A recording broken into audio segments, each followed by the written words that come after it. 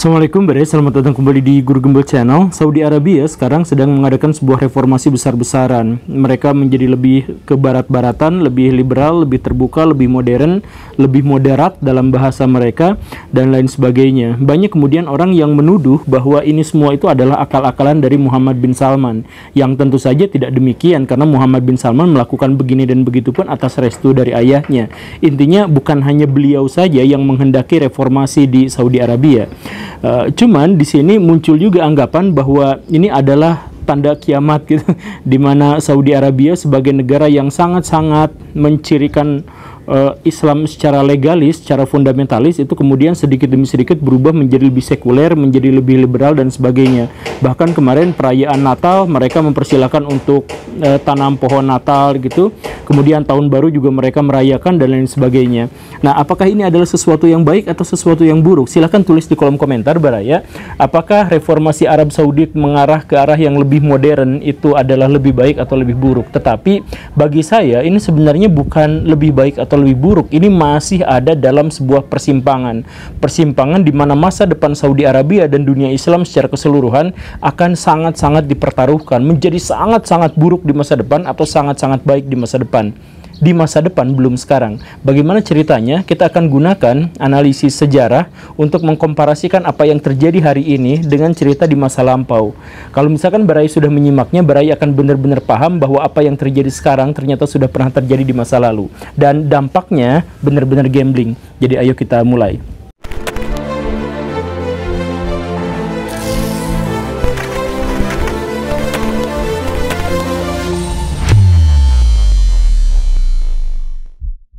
Saya ingin mengajak Baraya untuk mencermati apa yang terjadi di pemerintahan Abbasiyah abad ke-9 untuk bisa memahami apa yang terjadi di Saudi hari ini. Jadi ceritanya di abad ke-9 kaum muslimin itu benar-benar ada dalam sebuah kondisi yang membuat mereka itu kaget. Karena mereka untuk pertama kalinya berhadapan dengan bangsa-bangsa lain di seluruh dunia secara intelektual dan secara spiritual. Jadi tantangan keberagamaan mereka itu benar-benar mendapatkan puncaknya di era ini, di mana misalkan mereka berinteraksi dengan orang-orang yang berpikir secara filosofis seperti orang-orang Yunani, atau mereka mendapatkan sistem administrasi yang baik dalam pemerintahan dari orang-orang Persia, mereka mendapatkan spiritualisme dari orang-orang India dan lain sebagainya. Teknologi, informasi, semuanya itu dikumpulkan di satu tempat yang namanya Baghdad, kekhalifahan atau pusat kekhalifahan Abbasiyah pada waktu itu. Nah, ini kemudian memunculkan banyak sekali dilema, memunculkan banyak sekali pertarungan-pertarungan pemikiran. Salah satunya adalah ketika kaum muslimin pada waktu itu dipaksa adu berdebat, adu argumentasi dengan orang-orang Kristen terkait dengan di surat di dalam Al-Quran itu ada dua surat yang menyebutkan bahwa Isa Al-Masih atau Yesus Kristus itu adalah kalimatullah atau kalam Allah. Yang pertama itu adalah di surat An-Nisa ayat 171, dan yang berikutnya itu adalah di surat Al-Imran ayat 45. Di situ dijelaskan secara literal bahwa Yesus itu adalah kalimatullah atau kalimat Allah. Nah, dalam teologi Kristen atau kekristenan, kalimat Allah menunjukkan bahwa Yesus itu adalah Allah itu sendiri, Tuhan itu sendiri, dan karenanya merujuk pada dua ayat yang dimaksud itu, maka menurut orang-orang Kristen, orang Islam telah meyakini atau telah mengakui bahwa Yesus itu adalah Tuhan itu sendiri, karena Yesus digambarkan sebagai kalimatullah atau kalimat Tuhan. Kalimat Tuhan itu, kata-kata Tuhan itu gak mungkin selain Tuhan, karena Tuhan itu Maha Esa, dia tidak mungkin bisa dipecah dalam banyak atribut-atribut. Maka Tuhan yang Maha Esa, kalimatnya pun itu adalah Tuhan itu sendiri, gak mungkin atribut yang lain. Kalau ke atribut yang lain, maka Tuhan itu jadi banyak atau jadi jamak gitu. Secara filosofis itu akan berbenturan gitu. Nah, karenanya orang-orang Kristen itu mengajukan argumentasi kepada orang-orang Islam bahwa Islam sejak awal sudah mengakui bahwa Yesus itu adalah Tuhan, karena disebutkan bahwa Yesus itu adalah kalimatullah. Begitu. Nah, di antara para debator-debator orang-orang Islam itu yang paling vokal itu adalah orang-orang Mu'tazilah. Orang Mu'tazilah itu adalah orang yang paling bisa mencerap tradisi-tradisi filsafat Yunani, orang yang paling bisa berargumentasi melawan orang-orang Persia dan lain sebagainya. Dan mereka mengajukan sebuah argumentasi yang kemudian membalik segala sesuatu. Dia katakan bahwa Tuhan itu Maha Esa, baik secara esensial maupun secara eksistensial. Termasuk juga atribut-atribut yang kita sematkan kepada Tuhan, bahwa Tuhan itu maha melihat, maha mendengar, maha misalkan duduk di atas aras dan sebagainya. Itu semuanya adalah personifikasi. Aslinya tidak seperti itu, tetapi manusia membutuhkan sesuatu untuk menggambarkan Tuhan, makanya ada diksi-diksi itu, ada konsep-konsep itu, yang sebenarnya tidak menunjukkan sama sekali bahwa Tuhan itu begitu. Jadi kalau misalkan ada kalimat di dalam Al-Quran, Tuhan berbicara, atau kalimatullah dan sebagainya, itu sebenarnya hanya personifikasi. Aslinya gak begitu. Tuhan itu transenden sedemikian sampai tidak mungkin kita pahami. Tapi agar bisa menjelaskan kepada manusia, maka menggunakan bahasa-bahasa yang bisa kita pahami. Paradoks muncul di situ. Jangan jadi ketika memahami ayat-ayat Al-Qur'an, maka semuanya harus ditakwilkan, ditafsirkan, begitu. Itu kata Mu'tazilah. Nah, perdebatan antara Mu'tazilah dengan orang-orang Kristen sebenarnya selesai di situ, dan akhirnya banyak sekali di antara orang-orang Kristen yang masuk Islam, banyak sekali. Tetapi pada waktu itu kemudian orang-orang yang tidak pernah berdebat dengan orang-orang Kristen, diantaranya adalah kelompok-kelompok yang sangat taat pada Quran dan Sunnah, dan mereka hanya membaca itu, tidak membaca filsafat Yunani, tidak membaca spiritualisme India dan sebagainya. Nah, mereka itu kemudian berpandangan bahwa Tuhan itu harus kita pahami sesuai dengan teks di dalam Al-Quran. Jadi ketika Al-Quran menyebutkan bahwa Allah itu duduk di atas arasy misalkan, atau beristiwa atau yang semacam itu, kita harus pahami secara literal. Begitu. Nah, jadi sekarang perdebatan itu pindah dari awalnya Mu'tazilah versus orang Kristen, berubah menjadi Mu'tazilah versus orang-orang yang kemudian disebut sebagai Ahlul Hadis. Ahlul Hadis itu mengatakan, kalau di dalam Al-Quran disebutkan bahwa Isa itu adalah kalimatullah, ya kita harus terima apa adanya. Ya seperti itu saja, berarti Isa itu memang kalimatullah. Mereka tidak membayangkan tentang konsekuensi teologi setelah itu, atau konsekuensi filosofis setelah pernyataan itu, karena mereka memang tidak mengkaji itu. Nah, akhirnya apa? Terjadilah perdebatan hebat antara orang Mu'tazilah dengan orang Ahlul Hadis. Yang luar biasanya adalah karena pada waktu itu pemimpin pemerintahan dunia Islam itu lebih cenderung pada Mu'tazilah, khususnya di bawah pimpinan Al-Ma'mun. Kenapa seperti itu? Karena khalifah-khalifah itu, khususnya setelah Khalifah Harun al-Rashid itu, di guru-guru ngaji mereka itu adalah guru ngaji dari mazhab Hanafiyah, yang mazhab Hanafiyah juga dipegang oleh banyak sekali tokoh-tokoh Mu'tazilah pada waktu itu, karena hubungannya sangat erat, sama-sama rasional. Nah, pada waktu itu Al-Ma'mun kemudian menyadari bahwa sebuah bahaya besar kalau kaum muslimin itu berpendapat bahwa Al-Quran itu adalah bukan makhluk. Begitu. Karena apa? Karena kan begini, kalimat Allah, atau Allah melihat, atau Allah membaca, Allah misalkan mencelupkan tangannya, atau dan sebagainya, itu kan menurut Mu'tazilah harus ditafsirkan, harus ditakwilkan, nggak boleh diterima seperti itu. Jadi ketika Allah berbicara dalam kalam Allah yang kemudian dipahami menjadi Al-Quran, maka Al-Quran itu harus disebut sebagai makhluk, bukan bagian dari diri Allah sendiri. Sebab kalau bagian dari Allah sendiri, berarti kalimat Allah itu adalah Tuhan, berarti kita mengakui bahwa Yesus itu adalah Tuhan, gitu. Nah, itu perbedaan pendapat. Nah, orang-orang Mu'tazilah dan khususnya Khalifah Al-Ma'mun pada waktu itu khawatir kalau akidah kaum muslimin itu menjadi sama dengan akidah kekristenan yang menjadi trinitas seperti itu. Makanya dia langsung mengeluarkan sebuah kebijakan yang disebut sebagai mihnah. Orang-orang atau ulama-ulama paling terkemuka di seluruh kekhalifahan Abbasiyah dipanggil, ditanya, Al-Quran itu makhluk atau bukan? Kalau disebut Al-Quran itu makhluk, maka itu teman saya, lulus ujian, silahkan boleh mengajar lagi, dapat sertifikat, sertifikat boleh khotbah. Tapi kalau misalkan Al-Quran itu makhluk atau bukan? Bukan, maka dia akan dipenjara. Begitu. Nah, Al-Ma'mun itu seorang pentolan Mu'tazilah itu, dia soleh, tapi Mu'tazilah. Setelah dia meninggal, penggantinya Al-Mu'tasim itu berlebihan, lebay. Jadi Al-Mu'tasim itu sebelumnya adalah jenderal perang, dan sesudahnya itu ketika dia nanya Al-Quran makhluk atau bukan, ketika jawabannya berbeda dengan apa yang dia inginkan, orang itu bukan hanya dipenjara tetapi disiksa, dan banyak di antara mereka yang sampai meninggal. Nah, satu di antara orang yang disiksa habis-habisan itu adalah Ahmad bin Hambal, murid dari Imam Syafi'i yang sangat terkemuka itu. Ahmad bin Hambal ditanya, Al-Quran itu makhluk atau bukan?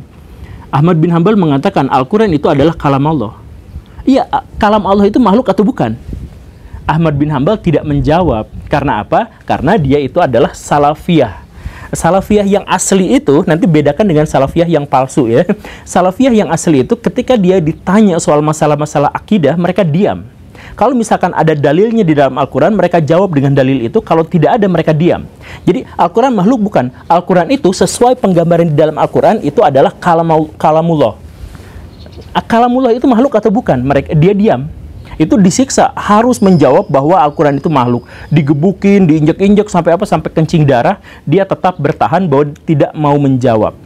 Nah, begitu kan? Itu penyiksaan itu terjadi pada ulama-ulama yang lain. Jumlahnya sekitar 30 orang. Ada di antara mereka yang meninggal. Murid Imam Syafi'i itu ada sekitar 9 atau 10 orang yang juga ikut dalam pengujian itu dan disiksa habis-habisan. Nah, setelah Al-Ma'mun meninggal, kemudian digantikan oleh setelah Al-Mu'tasim meninggal, kemudian digantikan oleh Al-Watik, dan Al-Watik meninggal, kemudian digantikan juga oleh Al-Mutawakkil. Nah, Al-Mutawakkil itu adalah khalifah yang luar biasa jahat.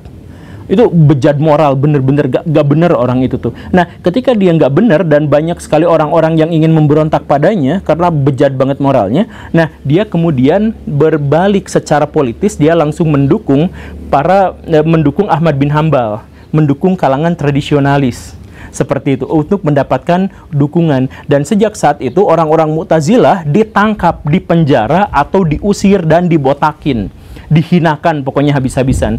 Bahkan filosof Al-Kindi yang sangat terkenal itu meninggal dengan cara yang sangat menderita, atau hidup dalam kondisi yang sangat menderita. Dia diusir jauh, kemudian dia meninggal dengan cara yang sangat menderita.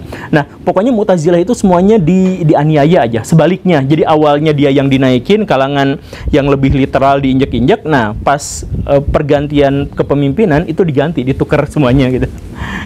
Nah, ini dampaknya apa? Dampaknya orang-orang yang mengaku sebagai pengikut dari Imam Ahmad bin Hambal itu melakukan kerusuhan besar-besaran, sweeping, seluruh orang di seluruh kekhalifahan Abbasiyah itu ditanya Al-Quran makhluk atau bukan. Siapapun yang menjawab bahwa Al-Quran itu misalkan makhluk, maka mereka akan aniaya sampai mati.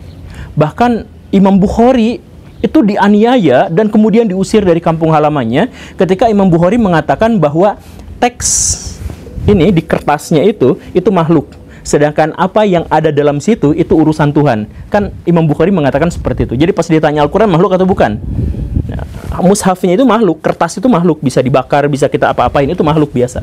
Tapi apa yang terkandung di dalamnya itu adalah urusan Tuhan. Itu disiksa. Pokoknya harus menganggap bahwa Al-Quran itu bukan makhluk gitu. Semuanya dikatakan seperti itu. Bahkan Ibnu Jarir At-Tabari lebih buruk lagi. Dilempari pakai batu, kemudian dia nggak boleh ceramah, nggak boleh apa, dan dia meninggal. Setelah meninggal pun dia tidak boleh dikuburkan di luar. Maka keluarganya menguburkannya di dalam. Padahal Ibnu Jarir At-Tabari itu adalah salah satu ulama paling besar di masa itu. Besar sekali. Jadi penulis di dunia Islam yang paling produktif itu ya beliau ini. Beliau menulis kitab tafsir paling terkemuka dan menulis kitab sejarah paling terkemuka dalam sejarah Islam. Rujukannya itu pasti orang ini, Ibnu Jarir At-Tabari. Tapi disiksa sampai meninggal.